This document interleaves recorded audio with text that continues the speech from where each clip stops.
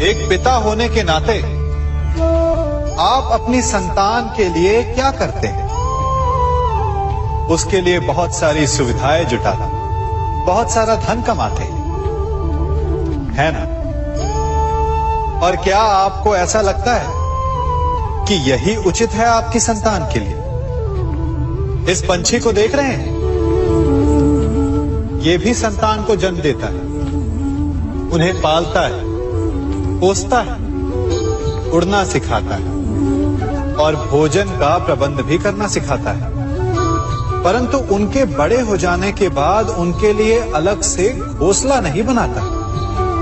क्यों? क्योंकि यदि इसने संतान को सब कुछ करके दे दिया तो संतान क्या करेगी? वो अपनी संतान को तब तक भोजन कराता है जब तक उसकी संतान स्वयं भोजन का प्रबंध करने में सक्षम नहीं हो जाती। और उसका लाभ ये मिलता है कि उसी की भांति उसकी संतान आत्मनिर्भर बनती है। इसलिए अपनी संतान को उतनी ही सुविधाएं दें जितनी आवश्यक है। मोह को त्यागें। आपका उनसे मोह उन्हें कभी आत्मनिर्भर नहीं बनने देगा। अपनी संतान को कर्म करना सिखाइए। यदि आपकी संतान कर्म करना सीख गई तो वो धन स्वयं कमा लेगी। और यदि वो आलसी, अकर्मण्य बन बैठे तो आपके संचित धन का भी नाश कर देगी। कभी किसी के यहां अतिथि बनकर गए हो? क्या अपेक्षाएं होती हैं आपकी? कि आपका स्वागत हो, सम्मान हो, यही ना? अवश्य कि आपका सत्कार करने वाला मन से ऐसा कर रहा है या उसके मन में कोई खोट है। कहीं वो धूर्त तो नहीं? क्योंकि धूर्त का सत्कार भी विनाशकारी ही होता है।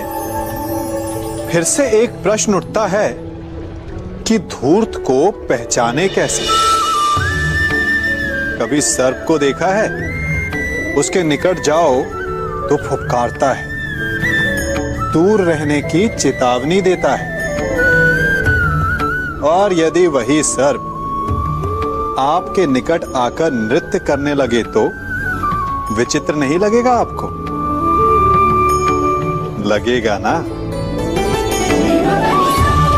उसी प्रकार किसी के स्वभाव में यही विचित्रता आना धूर्तता का लक्षण है।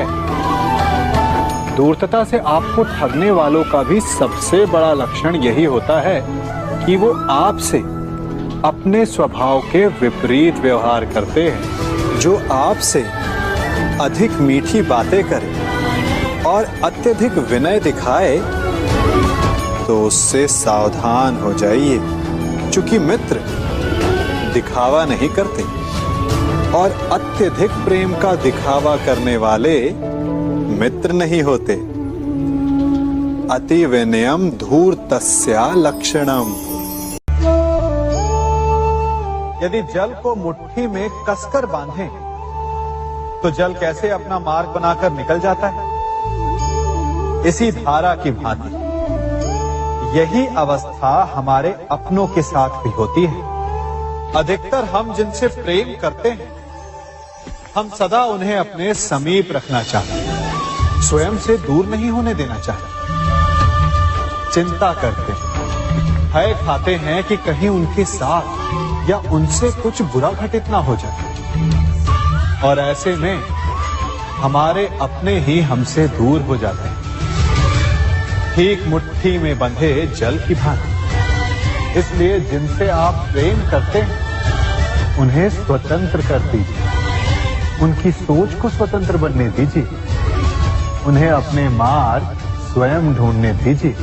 क्योंकि आप सदा उनके साथ उन्हें मार्ग दिखाने के लिए नहीं रहने वाले। इसलिए अपनों के साथ अवश्य रहें परंतु उन्हें बांधे नहीं।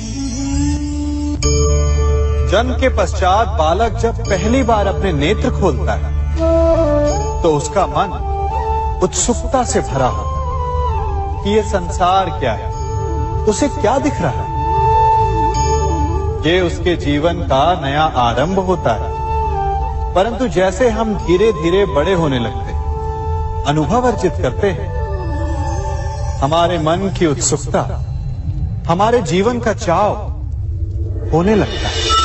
तनिक सोचिए, जब हम सुबह सोकर जगते हैं, अपनी आंखें खोलते हैं, तो उसे ही हम अपने जीवन का प्रारंभ समझ ले तो सुबह से लेकर संध्या तक के समय को ही अपने जीवन जीने का समय समझ ले तो कितनी स्फूर्ति आ जाएगी आप, कितने काम कर पाएंगे, कितने लक्ष्य अर्जित कर पाएंगे। पलों से मिलकर घड़ी बनती, घड़ी से मिलकर प्रहर, प्रहर से मिलकर दिन बनते हैं और दिनों से माह और वर्ष। यदि आप अपना हर पल, हर प्रहर विश्वास से, हर दिन उत्साह से जिए, तो आपका संपूर्ण जीवन सार्थक हो सकता है।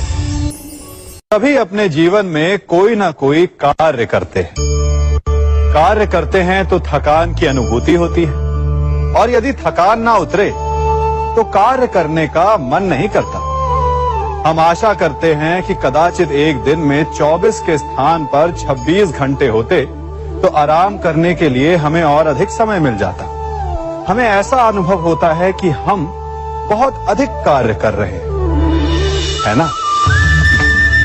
परंतु क्या आपने कभी सोचा कि जो लोग संसार में सफल हैं, उनके पास भी सफल होने के लिए दिन में केवल 24 घंटे थे, तो फिर वो सफल क्यों है? इसका एक छोटा सा रहस्य है। वो कार्य चुनते हैं जो उन्हें प्रिय है, जिसे करने में उन्हें आनंद आता है। उन्हें लगता ही नहीं कि वो कार्य कर रहे हैं, उन्हें लगता है कि वो प्रतिपल आनंद मना रहे। और जब आप आनंद मनाते हैं तो थकान कैसी? इसलिए यदि आप जीवन में कोई भी कार्य करें तो वो आपके मन को भाना चाहिए, या जो कार्य आप कर रहे हैं उसे अपने मन को भा देने दो। सफलता आपको मिलेगी। मनुष्य अपना जीवन विश्वास पर जीता है, परंतु विश्वास किसका? तनिक सोचिए, किस पर विश्वास है आपको?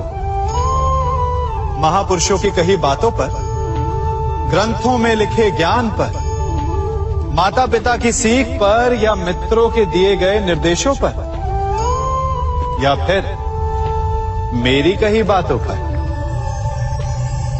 ये सब विश्वास अपूर्ण है जब तक आपको स्वयं पर विश्वास ना हो।